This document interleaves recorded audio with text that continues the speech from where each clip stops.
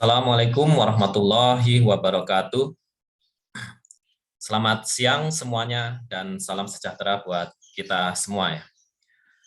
Baiklah, pada kesempatan kali ini kita akan masuk perkuliahan teknologi proses protein lanjut. Dalam hal ini kita masuk subbab dari ekstraksi dan pemurnian protein.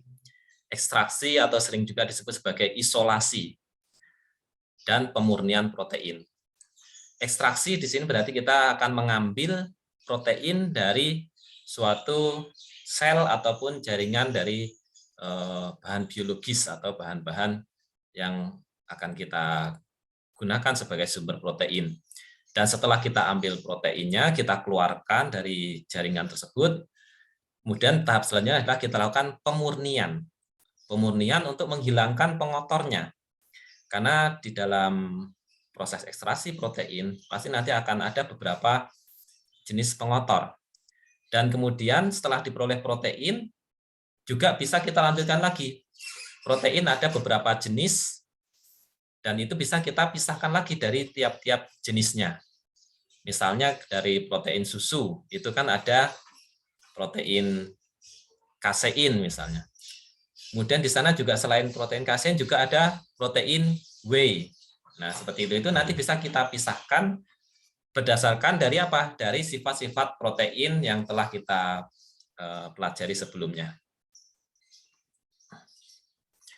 Nah, sebelum lebih lanjut terkait dengan bagaimana proses ekstraksi dan pemurniannya, protein berada di dalam suatu sel atau suatu jaringan. Nah, ini posisinya ada yang sifatnya itu berada di dalam selnya itu sendiri, dan ada juga yang berada di luar selnya. Artinya kita sebut sebagai intraseluler protein dan ekstraseluler protein. Jadi beberapa misalnya mikroba ya, misalnya bakteri. Bakteri tersebut bisa memanfaatkan substrat yang ada di lingkungannya untuk menghasilkan protein yang digunakan untuk tumbuh. Tetapi bisa juga ketika bakteri tadi atau mikroba tadi kemudian misalnya mau memanfaatkan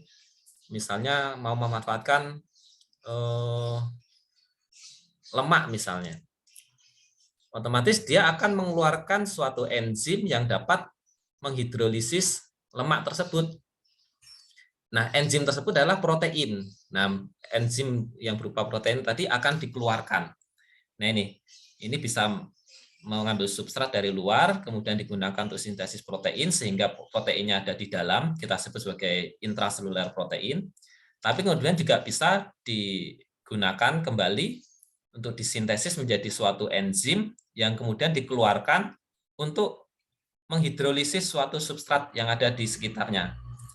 Apakah itu lemak, misalnya berupa enzim lipase, atau misalnya suatu pati, maka yang dikeluarkan nanti adalah amilase.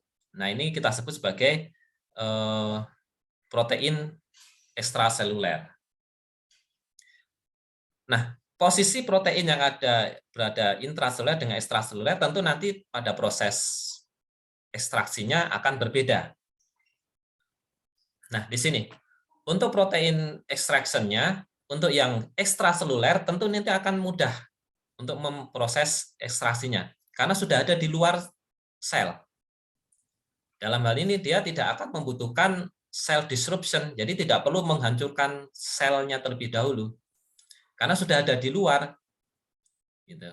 Jadi sudah tidak perlu dihancurkan selnya, cukup diambil misalnya dengan teknologi sentrifugasi, sehingga nanti akan terpisah antara komponen selnya dengan protein yang ada di ekstraselulernya tadi. Kemudian protein yang disekresikan yang bersifat larut tersebut bisa kita ambil dari supernatan yang kita peroleh setelah melalui proses sentrifugasi. Jadi misalnya ada tadi kita menumbuhkan bakteri yang bisa menghasilkan amilase misalnya. Amilase suatu protein enzim. Nah, itu setelah dia menghasilkan amilase yang berada di luar selnya, nah kita bisa mengambilnya dengan cara sentrifugasi. Nah, amilase tadi kan sifatnya larut, sehingga kita ambil dari fraksi supernatannya atau fraksi cairnya. Sedangkan bakterinya nanti akan mengendap di bagian terluar dari tabung sentrifugasi. Seperti itu. Sehingga kita dengan mudah mengambil dari supernatannya. Sedangkan protein yang barangkali terikat dengan membran selnya, jadi sudah dikeluarkan, tetapi masih terikat atau berinteraksi dengan komponen di dalam membran selnya. Maka bisa dilepaskan dengan mudah biasanya menggunakan deterjen. Dengan penambahan deterjen maka interaksi antara protein dengan membran sel tadi akan mudah lepas. Sehingga nanti tinggal disentrifus, ya akan kita peroleh supernatannya itu akan mengandung protein, sedangkan padatannya itu berupa massa dari mikroba tersebut. Atau mungkin ini juga pada yang sifatnya ekstraseluler, kalau yang sering kita jumpai pada susu. Nah, susu itu kan sudah tidak ada selnya lagi ya. Artinya sudah kita perah dari sapi. Nah, kemudian proteinnya sudah terlarut di dalam susu. Kemudian memisahkannya bagaimana? Nah, tinggal dilakukan tadi sentrifugasi. Dilakukan sentrifugasi, maka akan kita peroleh nanti yang namanya fraksi skim dan fraksi krim. Fraksi krim itu yang banyak lemaknya, fraksi skim itu yang banyak protein kaseinnya. Sehingga kita sering kenal ada namanya skim milk atau skim milk powder, itu akan kaya dengan protein. Nah, kemudian tinggal dimurnikan lebih lanjut kalau ingin mengambil kaseinnya saja. Nah, ini baru masih tahap ekstrasinya dulu. Atau tadi ekstraseluler enzim yang dihasilkan terutama oleh mikroba-mikroba yang bisa menghasilkan enzim, baik itu enzim amilase, mungkin lipase, atau protease. Nah, itu sifatnya ekstraseluler enzim yang dikeluarkan enzim yang digunakan untuk mengolah substrat yang ada di lingkungannya untuk bisa dimakan, gitu ya. Nah, itu bisa kita ambil dengan mudah. Tapi kalau yang sifatnya intraseluler, berarti ada di dalam selnya. Di dalam selnya, maka kita perlu mengeluarkan dulu, menghancurkan dulu sel yang melindunginya. Kita keluarkan. Gitu. Untuk mengeluarkannya, nah ini need cell disruption, ini bisa menggunakan deterjen lisis.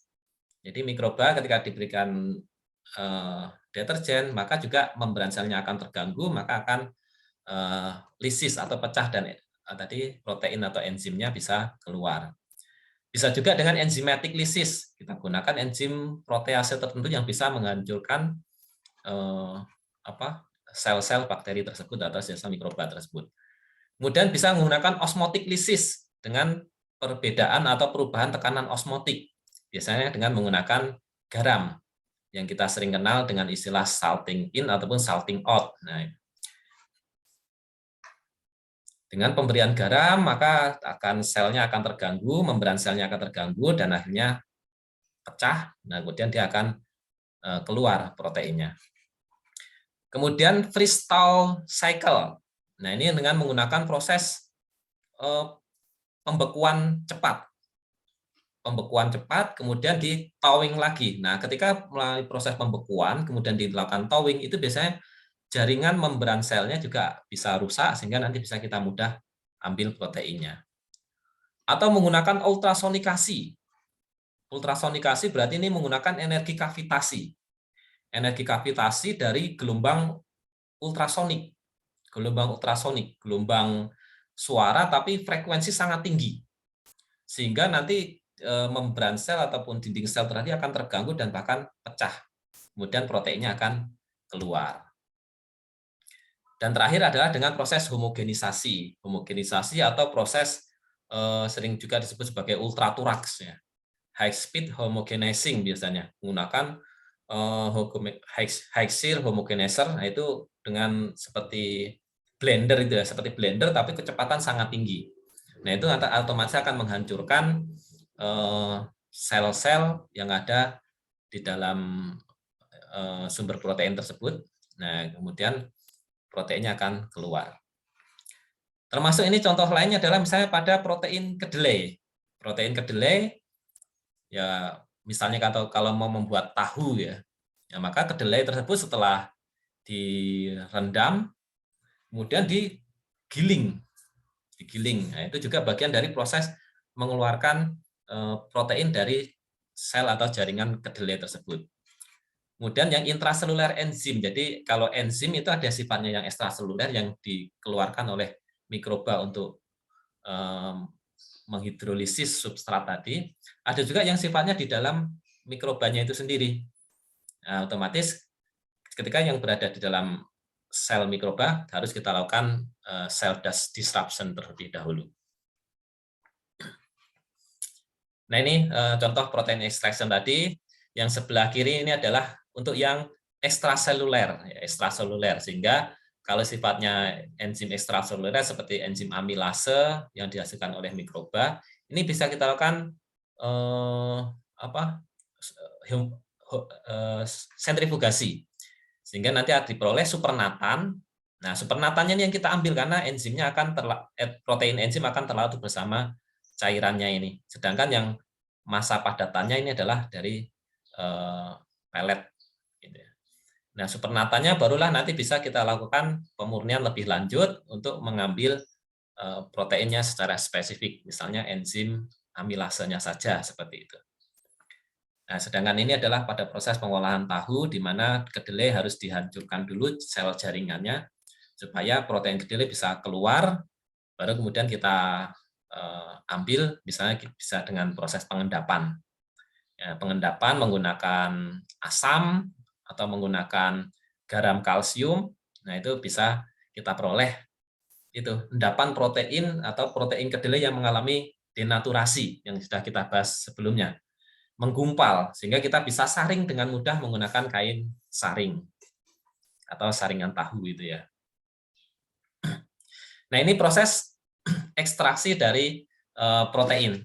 Kalau proses ekstraksi berarti dia sifatnya adalah bagaimana mengeluarkan protein tersebut dari lingkungan sumber proteinnya, bahan sumber proteinnya. Kita keluarkan. Nah, setelah kita keluarkan, barulah tugas berikutnya adalah kita memurnikan.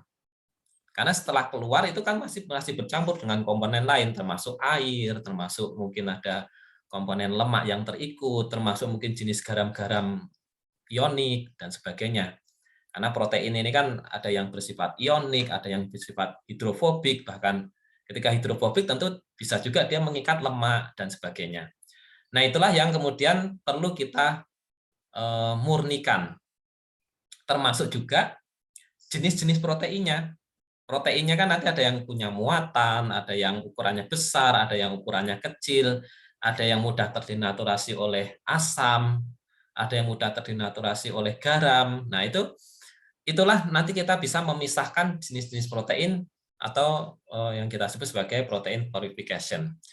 Jadi dalam hal ini setiap protein ini punya sifat khas, yaitu berbeda pada karakteristiknya, diantaranya adalah yang pertama ini adalah solubility-nya atau kelarutannya. Kelarutan protein ini sangat khas. Ada yang proteinnya itu sifatnya larut pada pH netral, ada yang larut pada pH asam, seperti itu. Ada yang larutnya pada larutan garam, ada yang larutnya pada larutan alkohol, dan sebagainya. Sehingga salah satu karakteristik solubility ini sangat penting sekali, sering digunakan untuk proses pemurnian pada tahap awal. Gitu. Jadi untuk memisahkan paling gampang itu adalah dari solubilitasnya ini. Seperti itu. Misalnya pada protein ini whey protein. Nah, whey protein itu kan untuk membuat keju, nah itu bisa ada yang mudah menggumpal dengan penambahan enzim Rennet, ada yang tidak misalnya, itu bisa kita ambil. Atau juga termasuk kasein. Kasein dia akan mudah menggumpal kalau pH-nya asam, sehingga dengan penambahan asam, maka protein kasein akan dengan mudah kita ambil. Gitu. Nah, ini digunakan pada awal pemurnian, karena dari solubilitas ini akan kita peroleh protein yang larut dan protein yang tidak larut. Nah, barulah setelah kita peroleh protein tertentu, pemurnian lebih lanjutnya nanti kita didasarkan pada beberapa sifat yang lain, misalnya ukurannya. Protein ada yang ukurannya besar, ada yang ukurannya kecil. Sehingga nanti proses pemisahannya bisa menggunakan suatu kolom yang diisi matriks dengan pori-pori tertentu. Kalau bahasa mudahnya seperti saringan gitu ya. Tapi ini saringannya tebal, berisi suatu matriks dan memiliki pori-pori yang bisa kita atur. Sehingga nanti kita bisa memperoleh protein yang mau ukurannya besar atau kecil atau sedang, itu bisa. Kemudian berdasarkan muatannya. Protein tersusun oleh asam-asam amino dan beberapa asam amino memiliki muatan. Muatannya bisa muatan positif, bisa muatan negatif. Nah, maka kalau kita mau ngambil protein yang banyak mengandung muatan positif, kita tinggal mengalirkan suatu arus listrik misalnya. Maka yang bermuatan positif nanti akan mendekat pada sumber arus yang kutub negatifnya. Kan gitu. Yang protein bermuatan positif akan mendekati yang kutub negatif. Dan sebaliknya, yang protein negatif akan mendekat pada kutub yang positif. Seperti itu, sehingga kita pisahkan protein yang bermuatan positif, yang bermuatan negatif, dan yang netral. Nah, gitu. Kemudian terkait dengan binding specificity, affinity, jadi kemudahan dia berinteraksi. Ini biasanya menggunakan adsorben. Ada yang adsorbennya nanti bisa kita modifikasi lebih lanjut.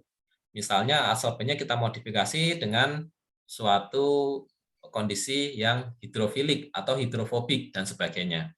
Nanti bisa kita peroleh protein tersebut yang misalnya kalau matriksnya tadi kita buat bersifat hidrofobik, maka nanti protein-protein yang bersifat hidrofobik akan nempel. Sedangkan yang hidrofilik mungkin akan terlepas sehingga kita bisa pisahkan. Kemudian didasarkan pada ini hidrofobicity dan hidrophilicity. Kemudian dia berinteraksi dengan senyawa hidrofobik atau hidrofilik. Nah, ini bisa digunakan misalnya menggunakan suatu pelarut.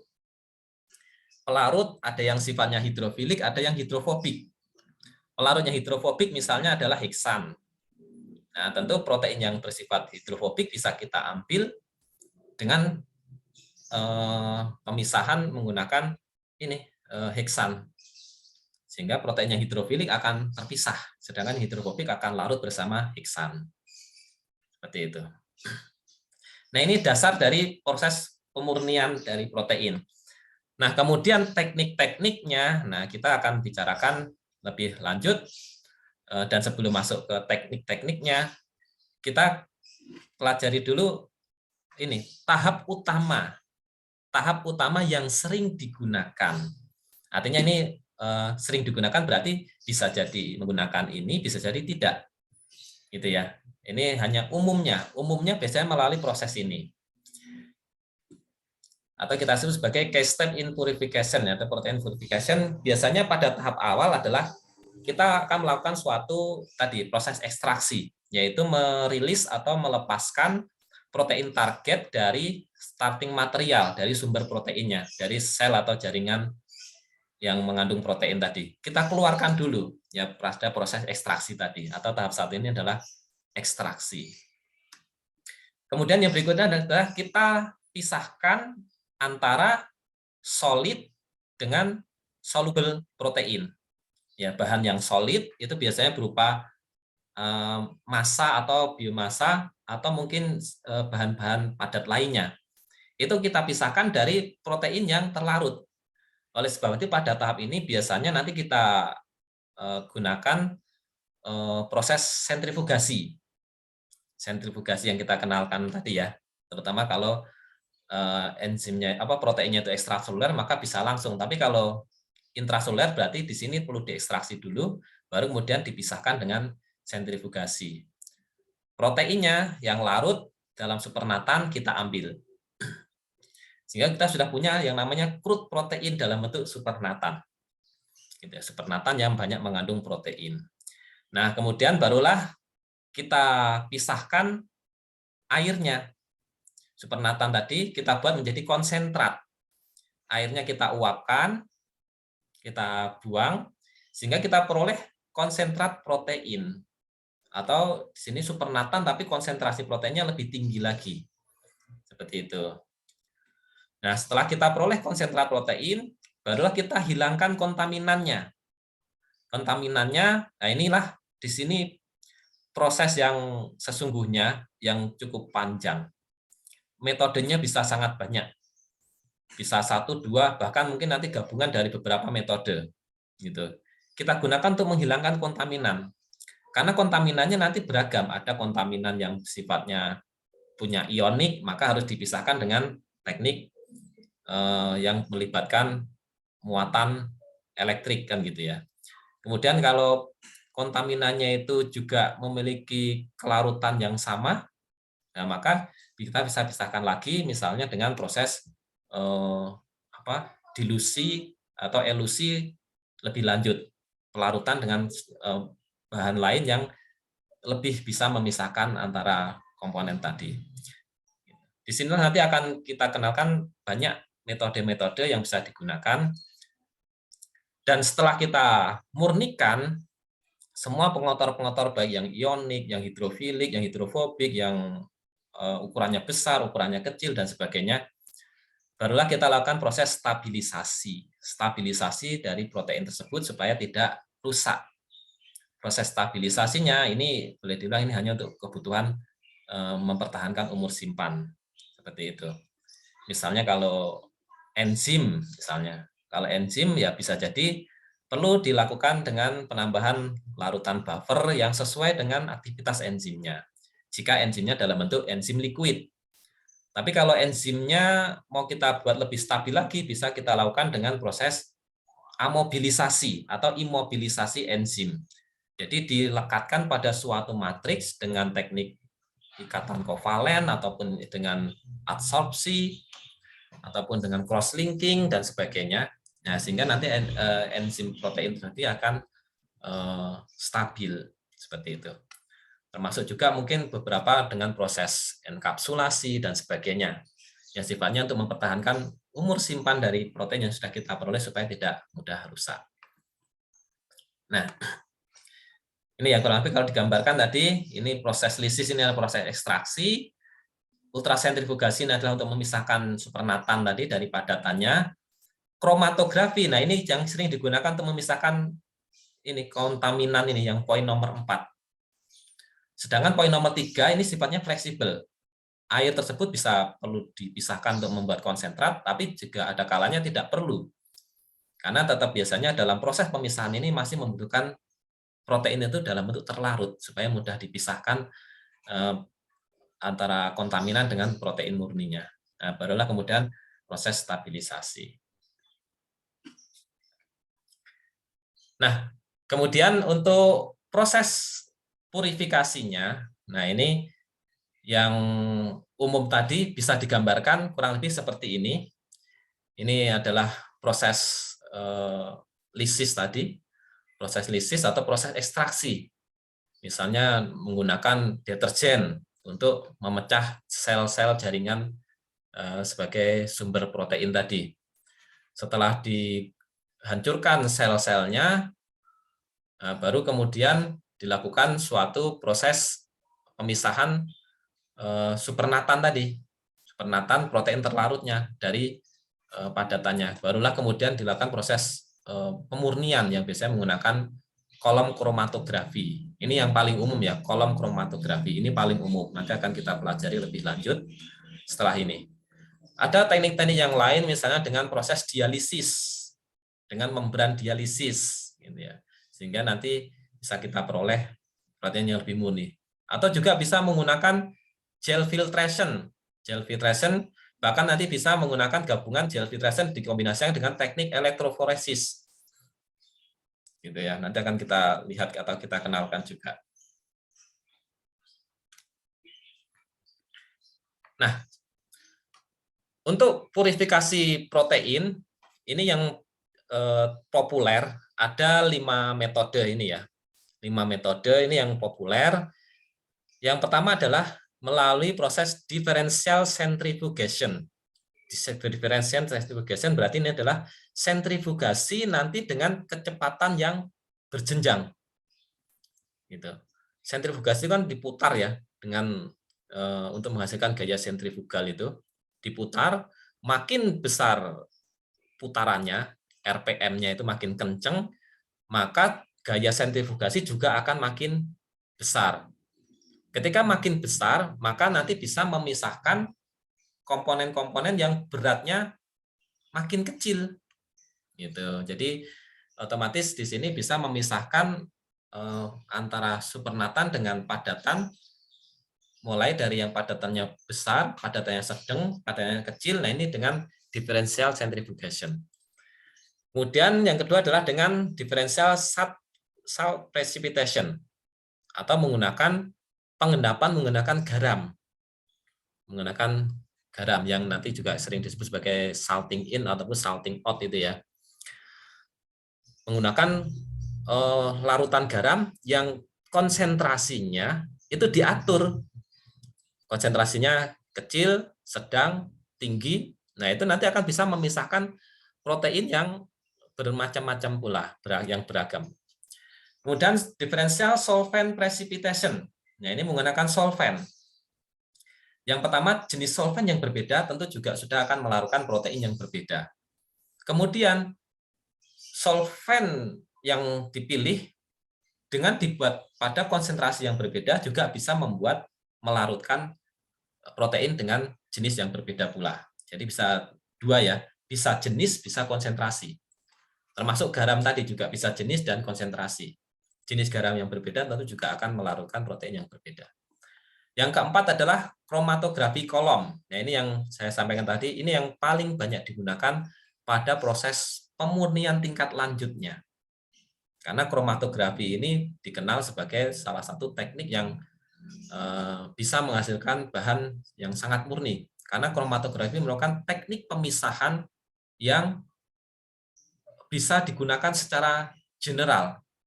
Gitu. Artinya semua bahan di alam ini ternyata memiliki suatu afinitas atau suatu kepolaran atau suatu kedekatan untuk berinteraksi dengan komponen lain yang berbeda-beda.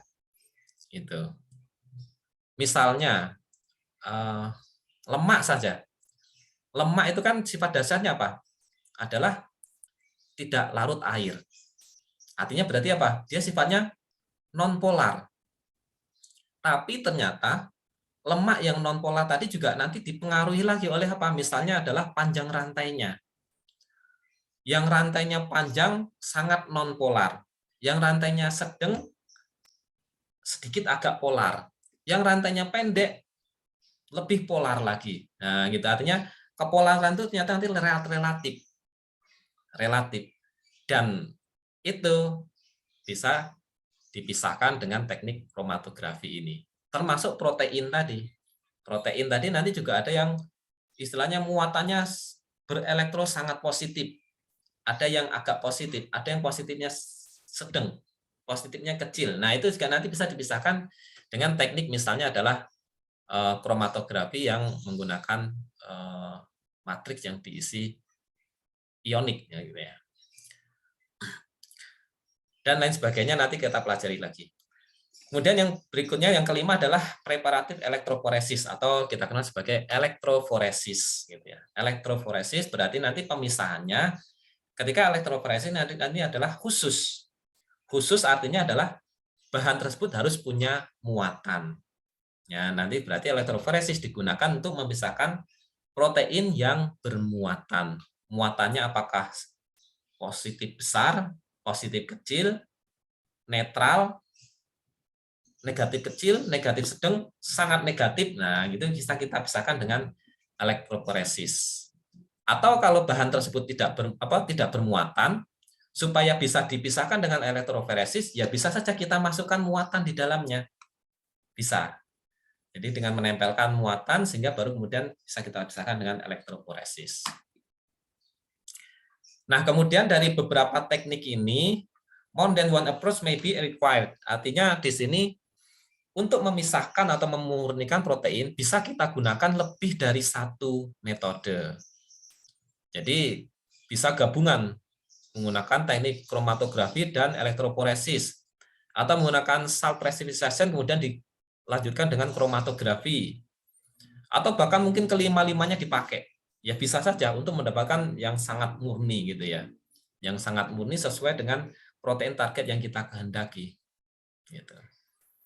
Kalau protein targetnya itu sifatnya masih general, ya berarti proses pemurniannya mungkin tidak sulit, mungkin hanya menggunakan sentrifugasi, kemudian dibuat concentrated, selesai.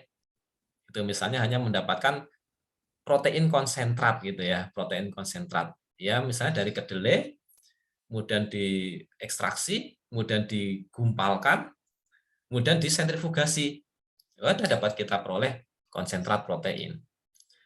Tapi kalau dalam bentuk isolat protein berarti kan murni protein ya. Nah, itu baru kita pisahkan lagi pengotor-pengotoran lainnya. Gitu. Atau bahkan lebih lanjut tadi, misalnya enzim. Nah, ya, kalau enzim itu kan lebih spesifik lagi ya. Protein tertentu yang memiliki aktivitas tertentu. Gitu. Nah, itu kan berarti sangat khas banget. Maka proses pemurniannya tentu membutuhkan beberapa tahap supaya bisa mendapatkan enzim yang murni sehingga aktivitasnya nanti spesifik. Gitu. Tidak naik turun gitu. Karena kebanyakan kalau dalam bentuk crude enzim atau enzimnya tidak murni, nanti aktivitasnya tadi naik turun. Sehingga nanti bisa jadi untuk proses produksi itu sekarang hasilnya berapa, besok hasilnya berapa, lusa berapa, beda-beda. Karena terlalu banyak pengotor sehingga aktivitasnya tadi bisa jadi berubah. Meskipun jumlah enzimnya mungkin sama, tapi karena dipengaruhi oleh pengotor yang lain, aktivitasnya bisa terganggu. Mungkin sisi aktifnya berkompetisi dengan inhibitor, dan sebagainya. Itulah khasnya enzim. Nah, kita bahas satu persatu tadi. Yang pertama adalah diferensial sentrifugasi. Jadi diferensial sentrifugasi ini digunakan untuk apa? Memisahkan protein berdasarkan ini size, massa, and density. Ya, terutama adalah densitasnya ini ya. Artinya setiap protein itu punya densitas yang berbeda-beda. Sehingga bisa kita pisahkan dengan differential centrifugation. Seperti ini gambarannya. Ini misalnya suatu protein.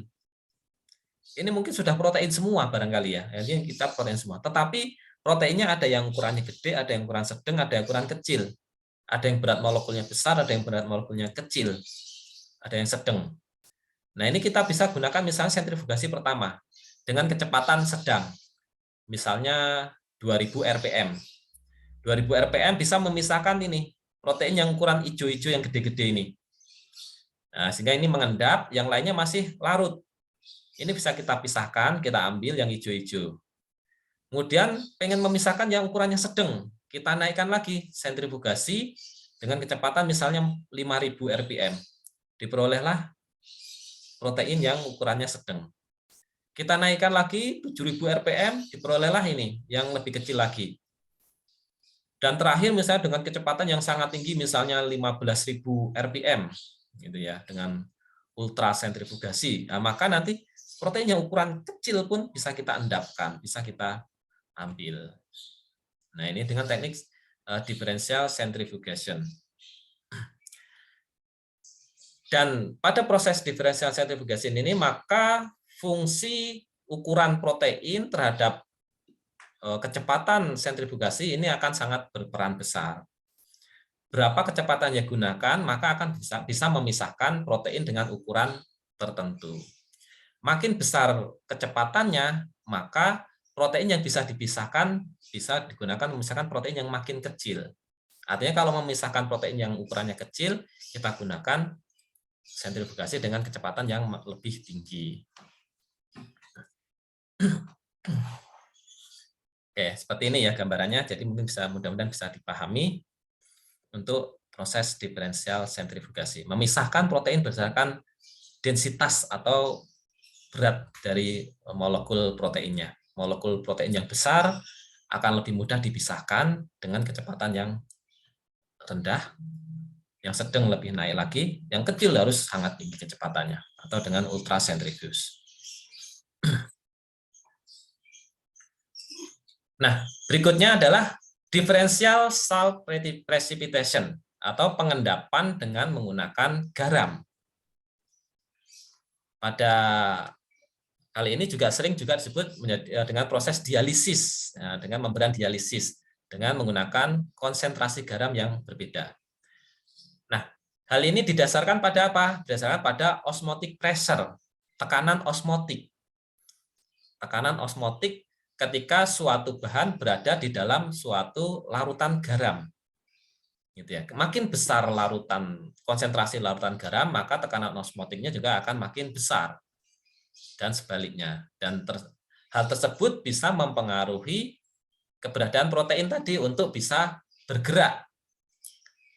Dia akan memberikan kesempatan kepada protein mana yang memiliki afinitas yang paling dekat. Kalau misalnya kita berikan larutan garam dengan konsentrasi tinggi, maka protein-protein tentu akan keluar. Sedangkan protein yang lain akan tetap tinggal di dalam. Nah, sehingga nanti bisa kita peroleh protein yang terpisahkan tadi. Nah, dalam hal ini adalah misalnya ini adalah grafik antara konsentrasi garam yang digunakan dengan solubilitasnya. Nah, ini akan memisahkan protein yang ukurannya besar dan kecil atau protein yang memiliki karakteristik tertentu, misalnya digambarkan yang satu warna biru, satu warna oranye. Nah, ini kelarutannya akan berbeda-beda. Pada konsentrasi sedang akan terjadi proses pelarutan yang tinggi. Tapi pada konsentrasi garam yang lebih tinggi lagi atau sangat tinggi, maka dia menjadi tidak larut atau solubilitasnya turun drastis, bahkan mengendap. Nah, begitu. Sehingga tadi bukan protein yang ukuran biru dan oranye ya. Yang biru ini adalah proteinnya, yang oranye ini adalah konsentrasi garamnya ya. Konsentrasi garamnya yang oranye. Artinya begini, ketika garamnya sedikit, maka protein ini akan masih mudah melayang-layang di dalam pelarutnya tadi untuk ya ikut berlarut. Tetapi ketika konsentrasi garam sangat tinggi, nah ini akan mendorong protein tadi untuk mengendap, untuk turun ke bawah dan mengendap. Gitu. Sehingga nanti bisa kita gunakan untuk memisahkan protein jenis-jenis tertentu yang memiliki afinitas yang tinggi terhadap konsentrasi garam ini. Atau kalau dalam beberapa industri itu juga bisa menggunakan suatu membran dialisis, di mana protein yang berisi campuran protein itu diwadahi dalam suatu membran dialisis, kemudian diletakkan dalam suatu solvent.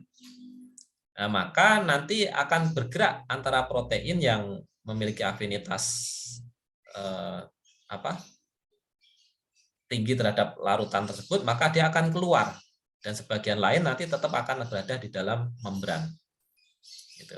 Karena adanya perbedaan konsentrasi larutan ini. Gitu.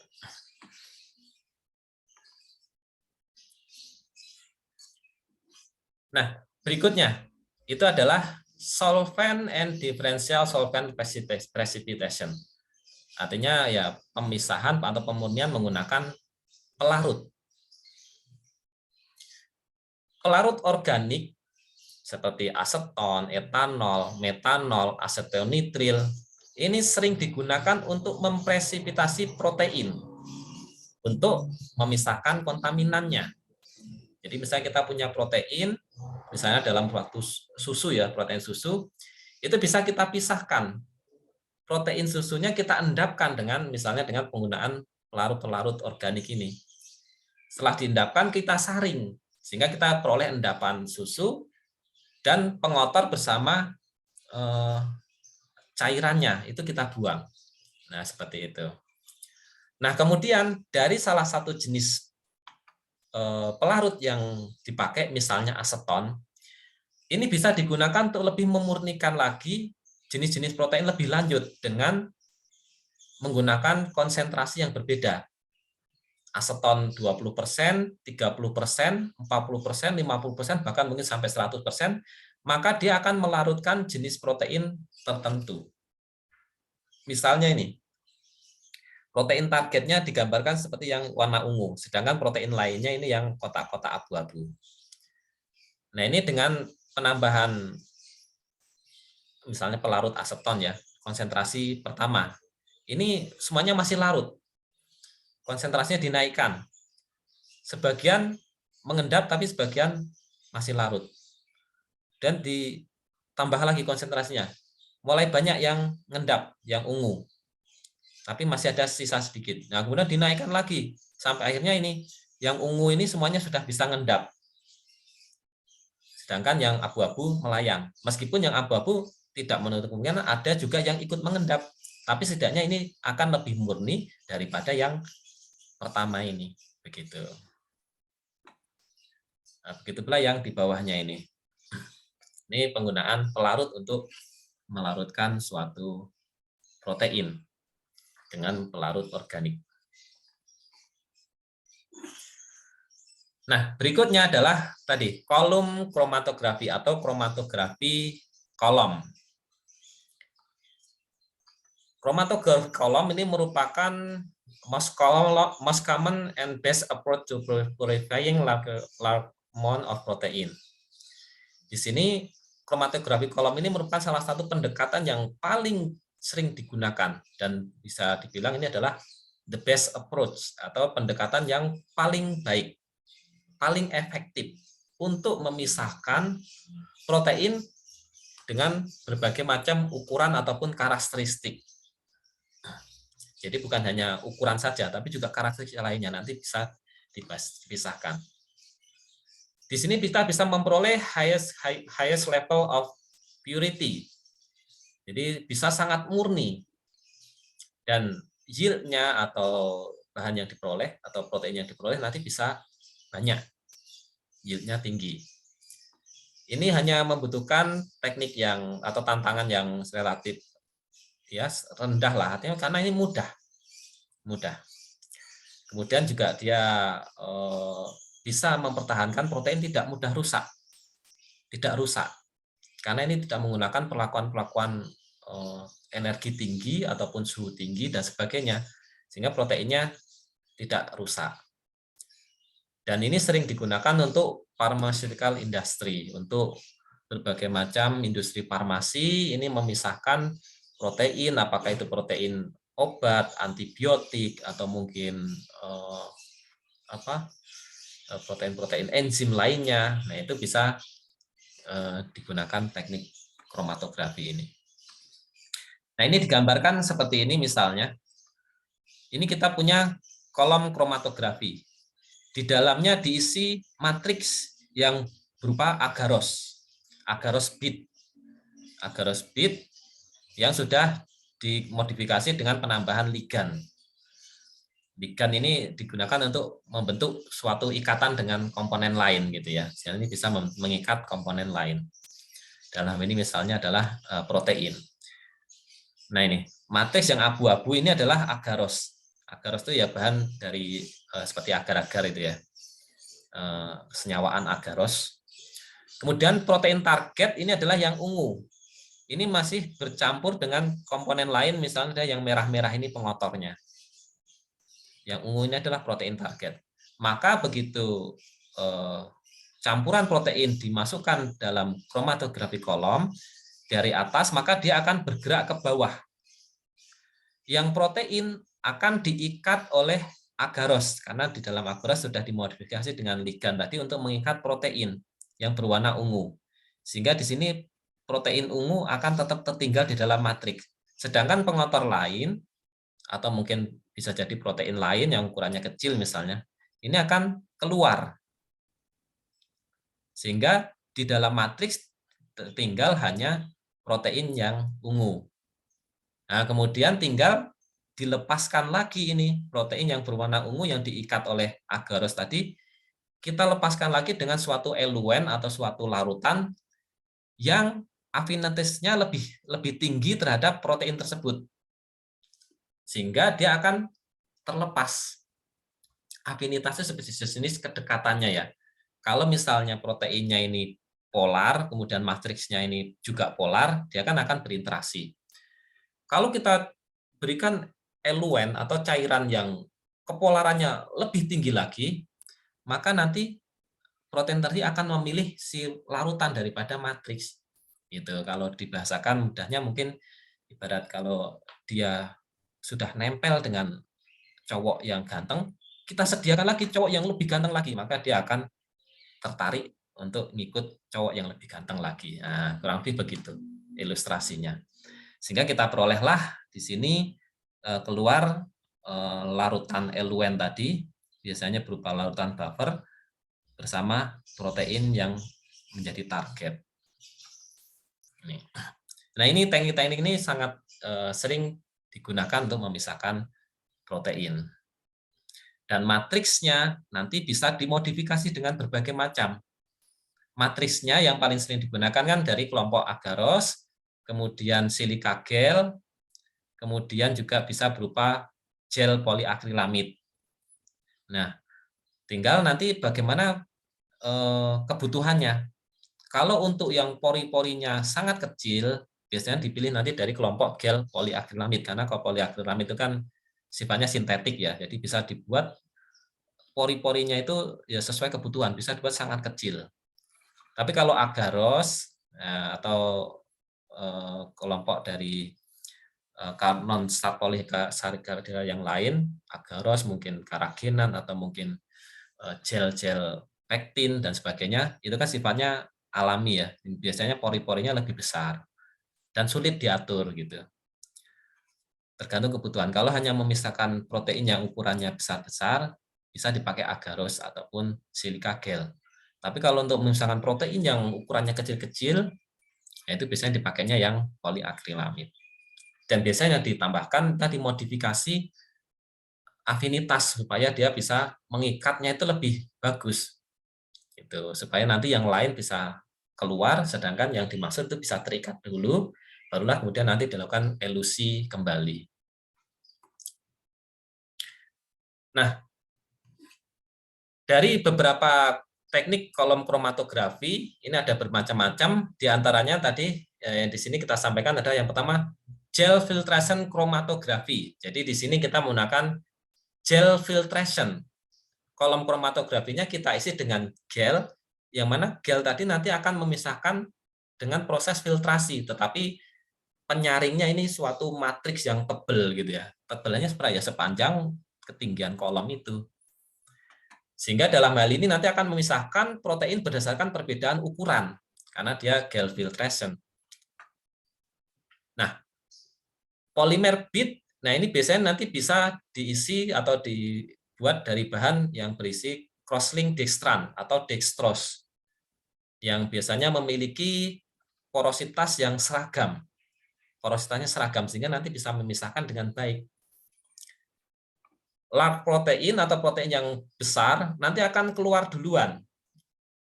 Sedangkan protein yang kecil akan keluar belakangan, karena protein yang kecil nanti akan tertinggal di dalam pori-pori tadi. Sedangkan yang besar itu tidak bisa tertinggal di pori-pori karena nggak muat di pori-porinya. Sehingga dia akan lolos lebih dulu yang besar. Sedangkan yang kecil akan tertinggal di dalam pori-pori itu lebih dahulu, baru kemudian dilakukan elusi, nanti akan keluar belakangan. Nah, kurang lebih tekniknya ini. Ini suatu gel dextrose tadi, dibuat berpori-pori. Ini protein ada yang gede, ada yang kecil. Yang kecil akan sempat tertinggal di dalam pori-pori, sedangkan yang gede karena nggak muat masuk pori-pori, maka dia akan melewati, lolos. Nah, sehingga sebenarnya ini ada diperoleh protein yang ukuran besar, kemudian yang belakangan yang ukuran sedang, dan lebih paling akhir nanti ada yang ukuran kecil. Seperti itu. Akan keluar belakangan. Sehingga nanti kita peroleh fraksi-fraksi ini. Kita sediakan fraksi bisa banyak. Makin banyak fraksi yang kita gunakan, misalnya 20 fraksi, 20 tabung reaksi. Berarti nanti akan kita bisa memisahkan protein dari yang ukurannya sangat besar, agak besar, kurang besar, sedang, terus sampai akhirnya yang paling kecil. Gitu. Hanya PR-nya adalah ini menyediakan ya sekian puluh botol tabung reaksi untuk memisahkan jenis-jenis protein ini. Tapi nanti kalau sudah ketemu protein yang dimaksud, dia keluar pada menit keberapa dan sebagainya, nanti bisa kita atur langsung. Gitu. Yang sisanya mungkin bisa kita tampung, kita buang atau kita pisahkan langsung. Sedangkan yang dimaksud yang akan keluar pada menit misalnya ke-10, nah itu bisa kita tampung secara spesifik protein yang dimaksud atau protein target.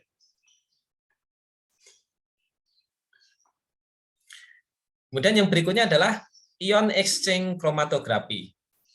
Berarti di sini adalah matriksnya kita buat memiliki muatan supaya apa? Terjadi pertukaran ion. Berarti di sini adalah digunakan untuk memisahkan protein yang memiliki muatan. Sehingga di sini prinsipnya adalah memisahkan protein berdasarkan charge atau muatannya. Dengan teknik adsorpsi tapi dengan memiliki muatan. Di sini bisa memiliki kapasitas yang besar dan penggunaan cukup luas karena sebagian besar protein itu memiliki muatan. Artinya setiap protein kan disusun oleh asam amino yang bermacam-macam ya, dan dari sekian asam amino hampir pasti ada yang bermuatan, begitu. Sehingga nanti bisa kita pisahkan dengan ion exchange chromatography ini. Kemudian prosesnya ini didasarkan pada counter ion, artinya muatan yang berseberangan, muatan yang berbeda. Ketika matriksnya kita isi dengan muatan yang positif, maka yang akan diikat oleh matriks yang bermuatan positif adalah protein yang bermuatan negatif. Gitu. Sedangkan yang bermuatan positif kan akan terjadi tolak-menolak, maka dia akan segera didorong untuk keluar. Ini keluar lebih dulu yang protein positif. Nah, kemudian yang negatif bisa kita elusi kembali, kita lakukan elusi sehingga akan keluar belakangan. Sehingga akan kita peroleh fraksi pertama adalah yang berelektropositif, fraksi kedua adalah berelektronegatif. Tapi bisa jadi tidak hanya dua fraksi ini. Kan tadi positif itu kan bisa sangat positif, positif sedang, positif kecil, agak negatif, negatif, sangat negatifnya. Nanti bisa tergantung fraksinya juga. Tapi ini pembagian umumnya. Kita bisa memisahkan protein dengan muatan yang berbeda.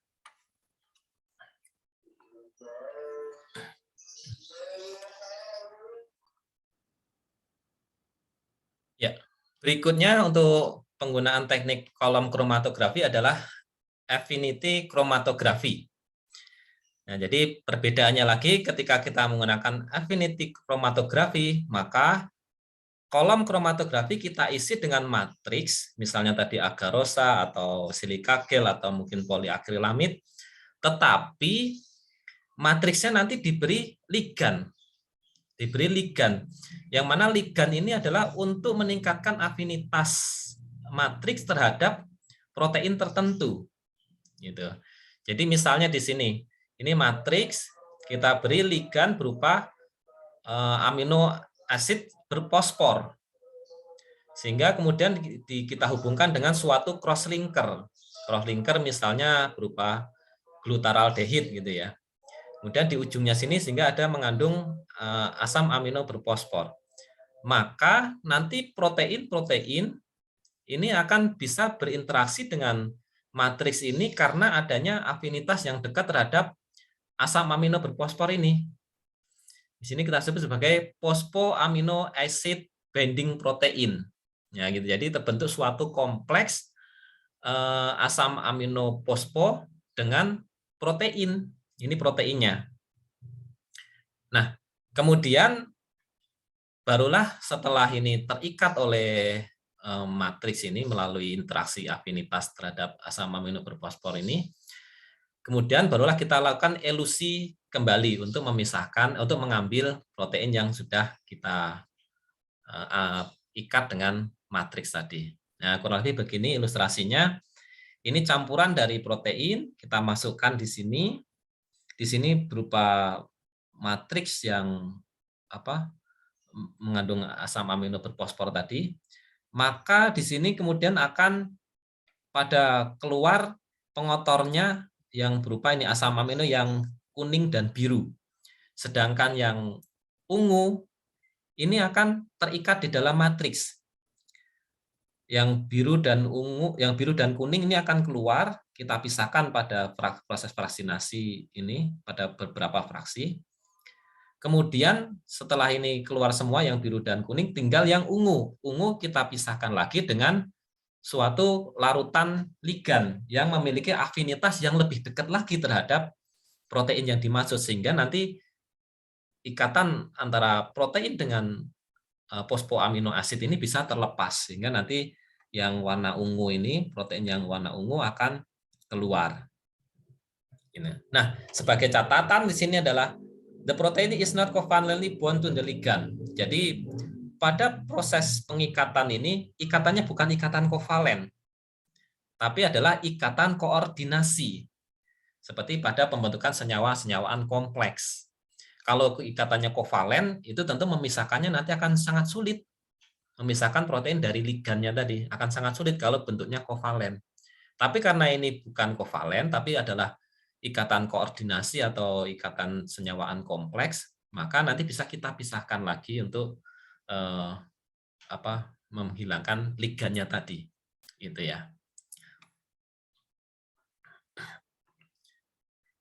Nah, berikutnya kalau tadi sudah kromatografi dengan berbagai macam teknik modifikasi, terutama pada matriksnya. Jadi kalau bicara kromatografi kolom, itu modifikasi prosesnya adalah dengan mengubah atau memodifikasi matriksnya.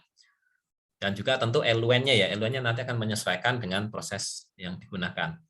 Eluen itu untuk melarutkan protein yang sudah diikat dengan matriks tadi. Nah, berikutnya ini adalah elektroporesis. Sesuai namanya, elektroporesis. Nah, sehingga di sini kita menggunakan kedekatan dari muatan dari suatu protein. Elektroporesis ini akan memisahkan protein-protein yang memiliki muatan atau muatannya berbeda-beda, gitu ya. Jadi yang muatannya sangat besar, tentu kita pisahkan dengan elektroforesis nanti akan terpisah lebih duluan, gitu ya, meluncur lebih dulu. Kita lihat seperti ini misalnya. Yang pertama adalah menggunakan polyacrylamide gel elektroporesis. Ini yang paling populer, polyacrylamide gel elektroporesis. Di sini berarti elektroporesis menggunakan gel atau matriks penyangga itu berupa akrilamid, polyakrilamid. Karena polyakrilamid ini memang pori-porinya bisa diatur sedemikian rupa sehingga nanti bisa memisahkan protein itu dengan sangat baik. Meskipun matriks yang lain seperti agaros itu juga bisa digunakan ya, silika gel itu juga bisa dipakai. Tapi ini termasuk kalau ingin menghendaki kemurniannya sangat tinggi, nah ini sering digunakan ini gel polyakrilamid. Elektroporesis ini akan memisahkan protein berdasarkan ukuran menggunakan muatan yang dimilikinya. Ya, gitu ya. Jadi nanti di sini bisa ada dua yang kita peroleh. Pertama adalah ukuran, yang kedua adalah muatan, gitu ya. Atau kita sebut juga muatan dan ukuran, bisa kita pisahkan. Ini kurang lebih tekniknya seperti ini. Jadi mirip dengan kolom kromatografi tadi, hanya bedanya di sini adalah bentuknya seperti plat dengan ketebalan tertentu. Plat dengan ketebalan tertentu, dan kemudian di sini diberi aliran listrik. Aliran listrik positif dan negatif. Nah ini ya, positif di sini, negatif di sini. Kemudian di sini ada lubang-lubang tempat untuk memasukkan sampel. Jadi kalau kromatografi tadi hanya satu kolom, satu lubang, kalau ini lubangnya bisa banyak. Bisa banyak. Kita sih bisa misalnya 12 lubang gitu ya. Ini tiap lubang atau kita sebut sebagai well atau sumur tempat memasukkan sampel. Nah, ini kita masukkan sampel di sini di lubang-lubang well ini. Maka kemudian setelah kita berikan aliran listrik di sini positif, di sini negatif, maka nanti protein yang bermuatan negatif akan bergerak menuju kutub positif ini. Bergerak menuju kutub positif. Sedangkan yang bermuatan negatif akan tertinggal. Kemudian yang agak positif akan bergerak tapi kecepatannya lebih lambat, kan begitu. Nah, sehingga nanti bisa kita peroleh ini spot-spot atau pita-pita bagian dari protein yang berbeda-beda tergantung dari muatannya, begitu ya. Termasuk juga ukurannya. Yang ukurannya kecil biasanya juga akan bergerak lebih cepat. Muatannya besar, ukurannya kecil. Atau kalau di sini misalnya ukurannya muatannya sama semua, maka dia akan bergerak, misalnya proteinnya adalah protein negatif semua ya, maka dia akan bergerak dengan kecepatan yang berbeda-beda tergantung dari ukuran. Tapi kalau muatannya dari protein itu tadi berbeda-beda, maka dia bergerak akan tergantung atau dipengaruhi oleh muatannya. Sehingga nanti akan diperoleh pita-pita protein yang dimaksud. Nah, setiap pita protein ini bisa kita isolasi, kita ambil, sehingga kita memiliki beberapa jenis protein yang berbeda karakteristiknya, terutama dari muatannya ataupun ukurannya. Nah, kenapa dia bisa bergerak dengan kecepatan yang berbeda-beda? Karena di dalam gel poliakrilamid ini kurang lebih strukturnya seperti ini, suatu polimer dari non-stat polisakat dari polimer akrilamid ya. Nah, ini maka protein ini akan bergerak.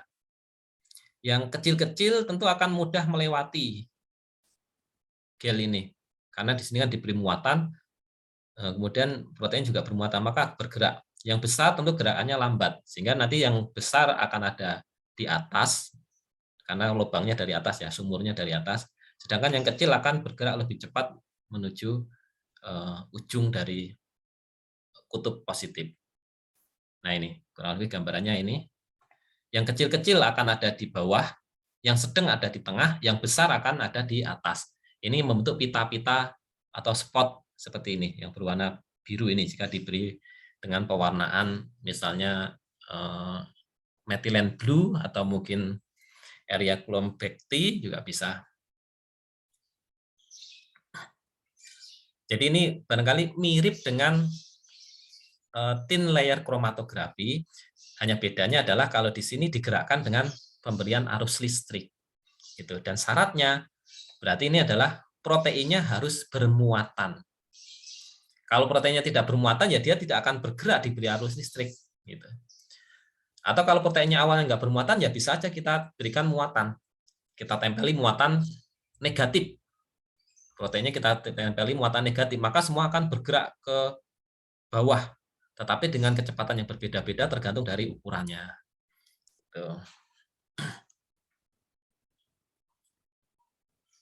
Nah, kemudian elektroporesis yang berikutnya yang cukup populer juga adalah dengan isoelectric focusing. Ini merupakan teknik elektroporesis yang sering digunakan untuk memisahkan molekul bermuatan. Biasanya adalah protein ataupun peptida. Kalau protein itu polipeptida, kalau peptida ini berarti adalah ya pendek. Polimernya pendek-pendek. Yang didasarkan pada apa? Pada isoelectric point atau titik isoelektrik. Yang mana titik isoelektrik tersebut terjadi pada pH yang sangat spesifik. Jadi protein itu memiliki titik isoelektrik yang berbeda-beda tergantung dari jenisnya. Nah, sehingga ketika suatu protein diletakkan dalam suatu elektroporesis gel, maka kemudian di sini dibuat di sebelah kiri ini adalah pH rendah, berarti banyak muatan H+ ya. Sedangkan di sini adalah pH tinggi sehingga banyak muatan OH-. Nah, maka protein ketika diletakkan dari tengah-tengah ini, di tengah-tengah ini, maka dia akan bergerak. Yang muatannya positif tentu akan banyak bergerak ke arah pH rendah. Sedangkan yang muatannya negatif akan banyak bergerak ke pH yang maksudnya pH ini pH rendah ya, yang muatan negatif akan bergerak ke pH rendah menuju positif dan sebaliknya. Yang pH-nya muatannya itu positif akan bergerak menuju yang banyak ion OH-nya atau pH tinggi. Sehingga nanti akan kita peroleh protein dari masing-masing pita atau spot ini. Nah, demikianlah teknik pemurnian pada protein.